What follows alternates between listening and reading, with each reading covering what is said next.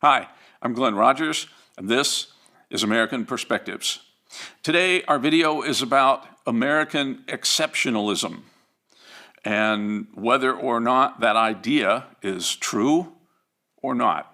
Is it a lie when people say that America is an exceptional nation? What exactly do they mean by that? We're going to get into that, but I give you a little spoiler right now. As far as I'm concerned, the idea of American exceptionalism is absolutely true.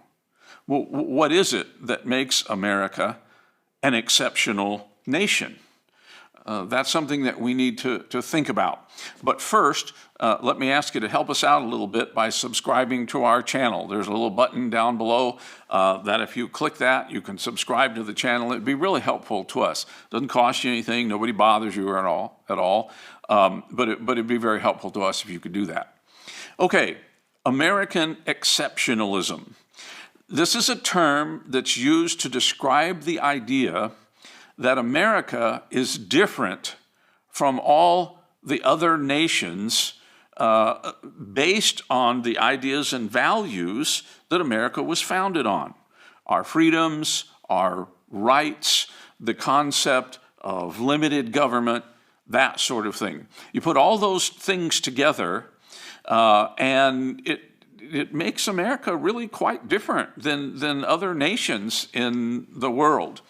And when America was established, if you've studied American history and you study those ideas, you realize that America was and continues to be a unique nation. Not very long after we were established as a nation, a French sociologist, Alexis de Tocqueville, came here and spent quite a bit of time, spent many months traveling around the country and just studying America. And he came to the conclusion that America was, in fact, an exceptional nation. There weren't any other nations that had embraced the ideas of America and put them into effect the way we did when America was founded. The freedoms that we have, the rights we have, the limited government we have, those sorts of things. No one else had done that. And based upon what President Lincoln said, that we have a government that is of the people, by the people, and for the people, he was suggesting an idea that even then, in the 1860s, nearly 100 years after the establishment of the country, was still, a very exceptional idea. There just weren't other countries that could say that about themselves. And so people from other countries marveled at America and the ideas that we were founded on. And so this phraseology, American exceptionalism, that was something that people talked about and people accepted as a fact about America. So is it the case that America is, in fact, exceptional? Or are we just like all the other countries out there? And most of the people who look seriously at America and the rights and the freedoms we have, and then you compare them with other nations, most of the people say, yeah, America still is something a little bit beyond what other nations have. Even though many nations in the last 100 years or so have begun to pattern themselves after America, most have not come up to the same level and have exactly the same sorts of freedoms and things that we have. But with all of the freedoms that Americans enjoyed, and if you've studied American history, you know this, they got busy, they got to work, and in the shortest time ever, America became the most powerful nation in the world. No other world empire had gotten to where we got as quickly as we got there. how did we do that? How did people show up here basically with nothing and build a nation that was the most powerful nation in the world as quickly as we did? Well, most people would explain it with the phrase American exceptionalism. We had the means to do what we did. So what is the question here? What are we saying? Are we saying that America is better than other nations?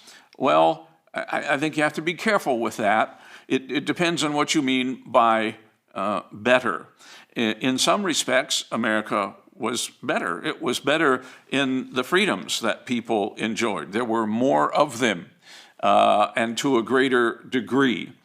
It was better economically. There was absolute freedom to start with nothing and build as big as you can, and accomplish something for yourself and your family. America eventually had a much better military, so we were better in that regard. Scientifically and technologically, America was better. It led the world in dozens of different ways that made America great. And that's why people from other countries want to come here. Okay, I mean, let's face it. Why is immigration to America something that everybody wants to accomplish? Why do so many people from other countries want to come here? Why aren't people begging to get into China? Why aren't they begging to get into Russia? Why aren't they begging to get into Cuba? Why aren't they begging to get into Venezuela? Why aren't they begging to get into a dozen other countries in the world like they are here in America? Well, it's because America has something the other countries don't have. It's because America, in many ways, is better. Now, let's ask it another way around. Was America better because the people of America are better than the people anyplace else? I would say no. No, it's not that American people are better than anybody else. People are people everywhere. We're all flawed people. None of us are perfect. We don't have more intelligent people in America or anything like that. It's not. If America is better in some respects, it's not because we as Americans are better people than people in other countries. It's because there's something about the combination of freedoms that we have and incentives that we have that make America a better place. Okay? It's not that we're better people, but this is a better place because of the ideals and values upon which America was established. And in another video that we're going to do next week, we're going to talk about those ideals and values. So America became exceptional because of those things, the ideas and values that it was built on. And people around the world today still consider America an exceptional place, and that's why they want to come here. Okay? America is still exceptional. But will it continue to be that?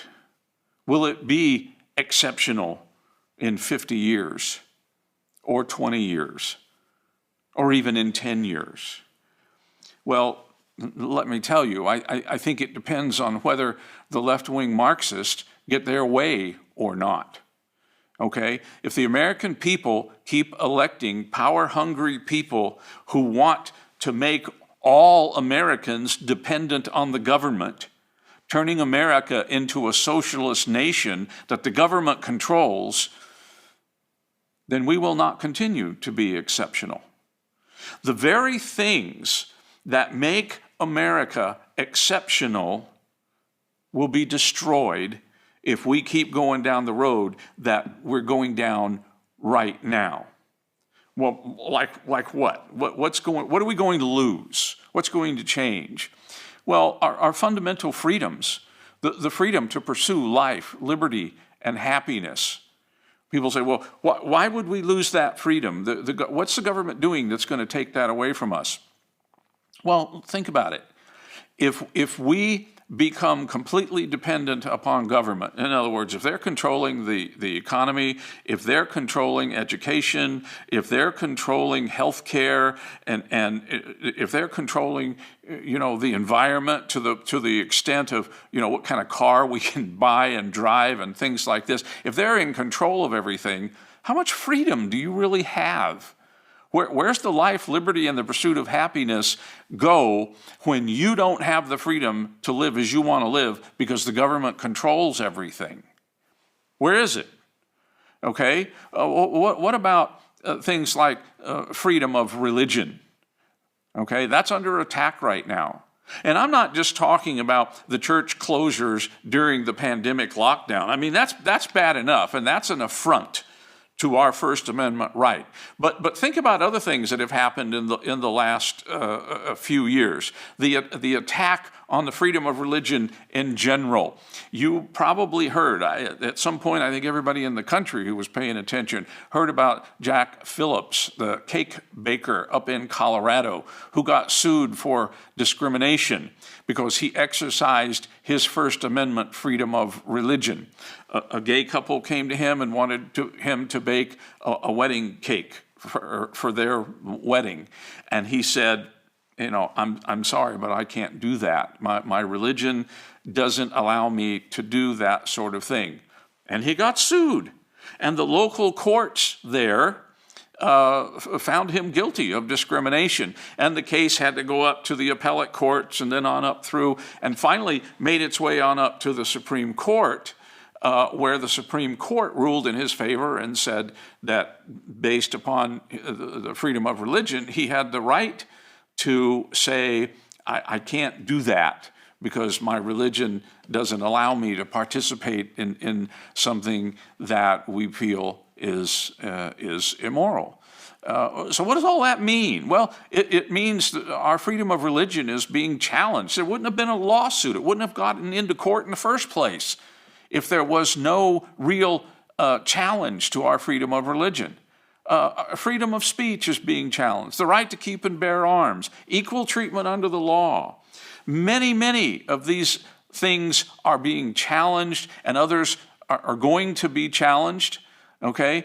And these are the things that made us an exceptional nation. At least there's some of the things that made us an exceptional nation. And they're being threatened right now. So how long before we stand up and say, enough? Enough. We have these rights and we have these principles and these ideals that are very important that have made us who and what we are. And we're not going to let you change it. We're not going to let you take it away and make it into something else. When are we going to stand up and do that? I think we need to pretty quickly. Okay, those are our thoughts for the day. I hope there was something there that you found helpful or interesting. Again, let me ask you to click the subscribe button down below and subscribe to our channel. Leave some comments if you'd like to do that. Be very helpful to us. Maybe hit the like button down there, the thumbs up button. And you can share this on other media platforms, and that's always a good thing to do. But I hope you enjoyed our video today, and I hope you'll tune in for some more. Thank you.